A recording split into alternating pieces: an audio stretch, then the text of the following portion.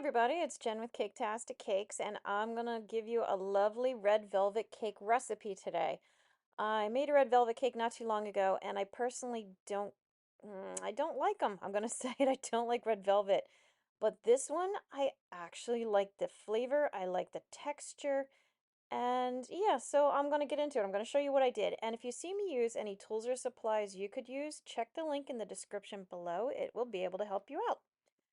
All right, so this recipe calls for a cup of coffee. You're going to start by making a cup of coffee, and you want to make sure that water is boiling hot, really, really hot. I'm making a cup of instant coffee because we're not big coffee drinkers, and it's what I had. And we're going for the flavors, so what does it matter? Now I'm going to add to this 1/4 of a cup of cocoa powder. I like to use the Hershey's Dark personally. I just think it is a little bit richer of a flavor.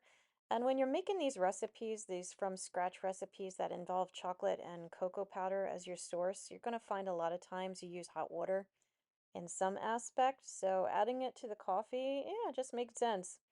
Okay, so I'm going to put that aside. And now in another bowl, I'm mixing 2¼ cups of all-purpose flour with a half a teaspoon of baking powder. So that's baking powder. I'm going to add 1 teaspoon of baking soda. So we're really trying hard to get this cake to rise. And then a teaspoon of salt. You can use whatever salt you got. I'm just using regular old table salt. Now this part is optional. I went ahead and did it and I did not regret it. It's a 1/4 teaspoon of cinnamon. I'm going to whisk this stuff together, and here is something that might be a little bit different for you. In my neck of the woods, it is very hard to come across any type of buttermilk. And so what I did was I found online this powdered buttermilk, which is great because you can add it like a dry ingredient. You just add the amount of dry powder to what you want because you're going to add a cup of buttermilk to this recipe. And it would normally go in with the wet ingredients, but again, because I have this powdered stuff, I put it in with the dry. So it's just handy because it has a nice long shelf life. If you keep it in the fridge and you don't you don't have to search all over or try to make your own buttermilk with like, vinegar and milk or something. Yuck. Anyway, or lemon juice. All right, so I'm sorry. Getting back to the cake recipe. I have added 2 cups of sugar to a half a cup of vegetable oil. I have 1 stick of melted butter. It is unsalted butter because we added our salt into the dry ingredients. And I'm going to mix them up a little bit. Once you see it's incorporated, nice, delicious, gooey kind of a mess there, you're going to add 2 large eggs and 1 extra egg yolk. So you're going to use 3 egg yolks and 2 egg whites. Make sure they are at room temperature and drop them into your sugar mixture there, 1 egg at a time, just like you normally would for anything else, any cookies or anything else you're doing, and incorporate. Just mix them in nicely. Now, at any time you feel like you should, and I felt like I should right here, you can stop your mixer and scrape it with a spatula. Make sure there's no clumps of sugar or anything like that stuck to the bottom. And at this point, I ended up switching over to my whisk attachment rather than leaving it with the paddle. I just felt like it wasn't doing as good of a job. And I'm just going to mix it a little bit more because, again, I wanted the sugar to dissolve a little bit more than I was seeing. Now I am adding 2 teaspoons of vanilla extract. If you have a chance to make your own, which I did recently, do it. It comes out so much better than the store stuff. And now to make it red, we are adding 3 teaspoons of red food coloring. This is a gel food coloring. It is very potent. Gel food coloring is concentrated. So, I don't even think I needed to add this much. I was just following the recipe. And for me, this is where red velvet goes off the rails. I don't like the idea of eating all that food coloring, and there's no other way. I actually did a little research on it, and the original red velvet cakes had a different type of chocolate that was used, and the chemical process with the vinegar and the buttermilk and everything else caused the chocolate to turn the cake into this deep, rich red color.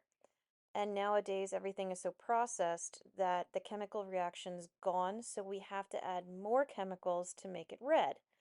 So yeah, not my favorite cake. I'm a little conflicted about it. Anyway, you're going to add 1 teaspoon of distilled white vinegar, and then you're going to take 1 cup of that coffee cocoa mixture you made before and set aside, and add that gradually to your cake mix. And you can see it makes a very nice color, like it's really pretty. Okay, now that you've got your coffee and everything else going in the mixer, I'm going to take the flour mixture that we made with the flour, the baking soda, baking powder, the salt. For me, that's where I put the buttermilk powder. I'm going to sift it. I'm going to run it through the sifter real quick. I should have done this at the beginning, but once it's all sifted and smooth, you add a little bit at a time, let it work itself in before you add the next spoonful. And yeah, just mix it all in. Now we've got some real cake batter to work with here. As always, you're going to want to give it a little scrape down to make sure you get all the lumps off the bottom. And if you've ever made any type of red velvet before, you know those little drips and the red color gets everywhere. It gets everywhere. So yes, scrape the bottom, get your pans ready. I'm going to use a couple of pans that I have greased with some Crisco, put a little bit of parchment paper on the bottom and then greased on top. And then you're going to bake for about half an hour, 25 to 30 minutes at 325. Now this recipe will give you three 8-inch pans worth of cake. I'm using a 10-inch pan here. This is a big one. I was making almost literally a ton of cake for a lot of people. And so I ended up making 4 layers a 10-inch cake. Like I said, once they are baked, you want to take them out of the oven, let them cool in the pan until they're comfortable to touch because they don't rise a whole lot. You got to give them a chance. Once they're cool to touch, take them out, let them cool completely on your rack, and then you can start prepping them. Do whatever you want to do with them. I've leveled mine off, just like you're going to do. And I'm going to be using some cream cheese icing to go with this cake because when you're making red velvet, let's be real, you want to make some cream cheese icing to go with it. I'm not going to show you the recipe how I made it here, but I will include it in the description below, so just look down there and you'll find it. And I just kept stacking my layers. It was nothing special and just put a layer of my cream cheese icing in between each one. And by the time I had my 4 layers of cake, my, I don't know, 10 pounds of cream cheese icing, and my dog, he just walked by. He's always hanging out in the kitchen with me when I do any baking. I crumb coated it like you would any other cake, stuck it in the fridge for a little while, pulled it out to give it a second coating to make it all pretty and ready for the decorations, because this actually did turn into a decorated cake, which I will make another video to show you what I did. I made gym equipment and it actually came out really fun. Anyway, once it's all said and done, you have actually the nicest red velvet recipe I've ever made. I've made several.